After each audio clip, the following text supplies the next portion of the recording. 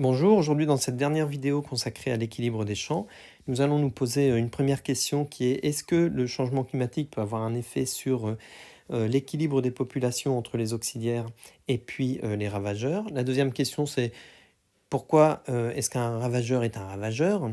Et puis nous conclurons en fait sur cette notion d'équilibre auxiliaire-ravageur et puis sur la capacité que l'on a aussi à avoir au final plusieurs auxiliaires qui agissent sur un même ravageur. Donc première question, est-ce que le changement climatique peut avoir un effet sur l'équilibre des populations? Donc pour ça, il faut que l'on parle d'une température optimum de développement pour les populations. Donc chaque population va avoir une température optimum de développement qu'on appelle un préférendum thermique, c'est-à-dire une température à laquelle l'organisme se développera de manière optimale. Donc si on est au-dessus ou en dessous de cette température optimum, on peut avoir un retard de développement. Donc nous, ce qui va nous intéresser, c'est le cas auxiliaire ravageur. Donc imaginons que dans certaines conditions climatiques, on se retrouve avec un retard de développement de l'auxiliaire par rapport à notre ravageur. Donc on va représenter ça sur une petite échelle. Donc vous avez ici l'optimum de température de notre ravageur, température à laquelle il va se développer d'une manière optimale, et température de développement de notre auxiliaire. Donc ici, on va imaginer le cas où, au final, notre auxiliaire a un retard de développement. S'il a un retard de développement par rapport au ravageur, donc vous comprenez rapidement qu'on aura un décalage d'interaction entre l'auxiliaire et le ravageur qui sera en faveur du ravageur.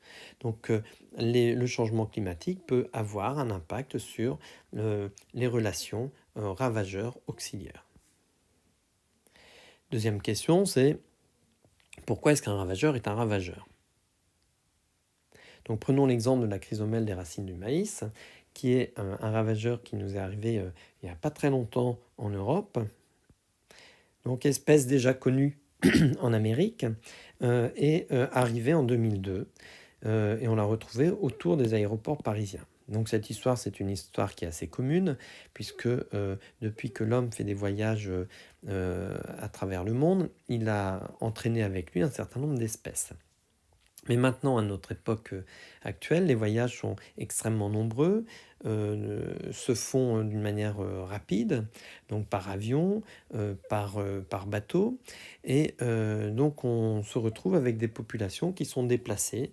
On n'a plus les grandes barrières des océans, les grandes barrières des montagnes qui vont bloquer les populations dans certaines zones. On se retrouve avec des populations qui peuvent comme ça débarquer du jour au lendemain dans une zone et y trouver au final un lieu de vie plutôt très convenable. C'est ce qui est arrivé à cet insecte, puisqu'en arrivant chez nous, il a trouvé des champs de maïs et puis d'autres types de champs aussi, bien fournis. Et comme il est arrivé sans prédateur, eh ben, il a trouvé de la nourriture, des zones de reproduction, mais pas de prédation. Donc il a pu se développer. Et donc il est effectivement ici dans une situation de ravager les cultures. Le fait qu'on ait des zones de monoculture renforce aussi, bien entendu, la capacité de ce ravageur de se multiplier. Alors donc on a cherché à lutter contre ce ravageur. À chaque solution, bien, le problème, c'est qu'il y a des risques qui sont associés. Donc les moyens de lutte qui ont été utilisés, ce sont des produits chimiques. On a parlé de cette problématique de produits chimiques avec des impacts potentiels sur l'environnement, sur la santé de l'agriculteur, sur la santé des populations environnantes aussi. Et puis, bien entendu, avoir un produit chimique qui ne cible qu'un seul insecte, dans notre cadre ici, c'est peu imaginable, et donc on se retrouve avec en général d'autres populations qui sont touchées. Les OGM ont participé à cette réflexion sur la lutte contre ce ravageur en recherchant des organismes plus résistants aux attaques de ce ravageur. Donc on n'a pas le temps de rentrer ici sur ce sujet, mais bien sûr il y a des risques associés à la problématique OGM. Autre réflexion, c'est alors c'est plus que des réflexions, hein, c'est des outils, hein. Autre outil, eh bien, c'est de changer les modes de culture aussi, d'avoir moins de monoculture, ce qui permet de limiter la propagation du ravageur. Et puis, l'utilisation de phéromones. L'utilisation de phéromones, alors les phéromones, ce sont des molécules qui sont libérées par des organismes dans l'air et qui vont renseigner d'autres organismes. Et parmi les phéromones, il y a des phéromones qui vont être émises pour se reproduire. Et donc, classiquement, quand vous avez un insecte qui libère des phéromones, il va attirer un autre insecte de manière à ce qu'il puisse se reproduire.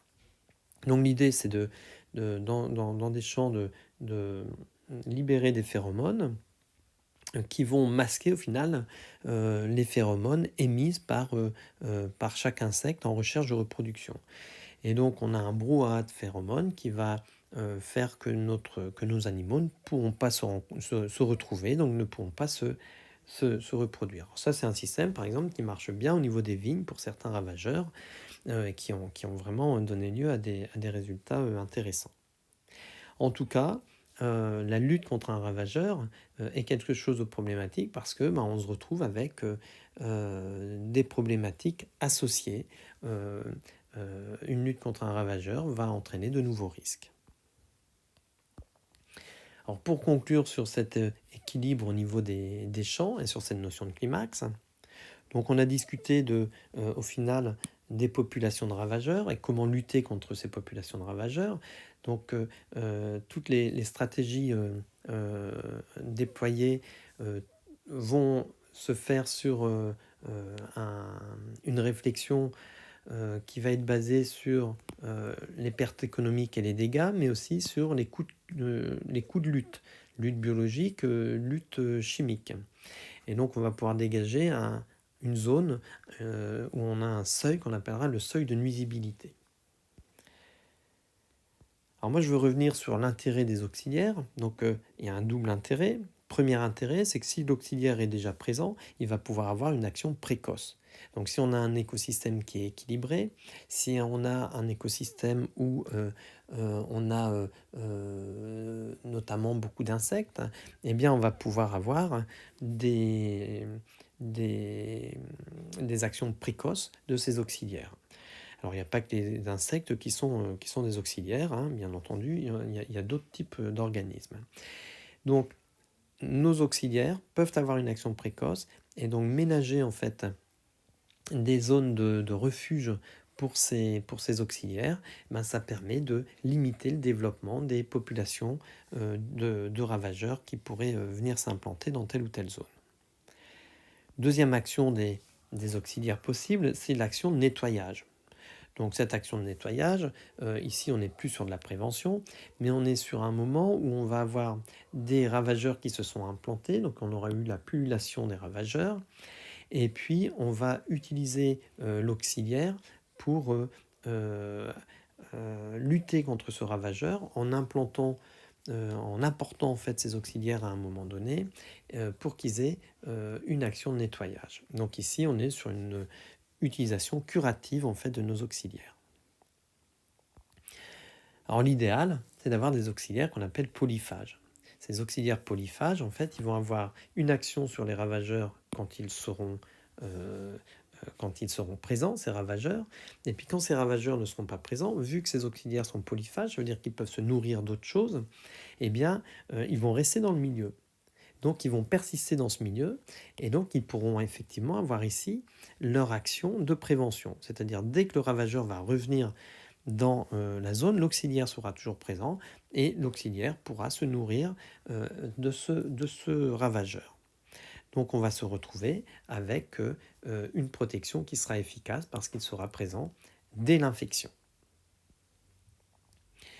Alors, ces auxiliaires peuvent fonctionner aussi à plusieurs. C'est ce qu'on appelle des cortèges d'auxiliaires. Avec deux cas. Premier cas, c'est une succession temporelle. Donc vous avez un premier auxiliaire, un second auxiliaire, un troisième auxiliaire, qui vont pouvoir avoir chacun des effets qui vont se succéder par rapport à ce ravageur. Et donc ces effets qui se succèdent vont faire que le ravageur ne pourra pas se développer outre mesure. Et donc on aura une protection de nos cultures. Deuxième cadre, c'est des auxiliaires qui fonctionnent en même temps, qui vont avoir des actions conjointes et des actions complémentaires. Et donc quand on a une diversité d'auxiliaires présents au niveau de nos champs, eh bien on a une meilleure régulation et vous constatez qu'on commence à se rapprocher de la notion d'un écosystème équilibré. À très bientôt sur une autre vidéo.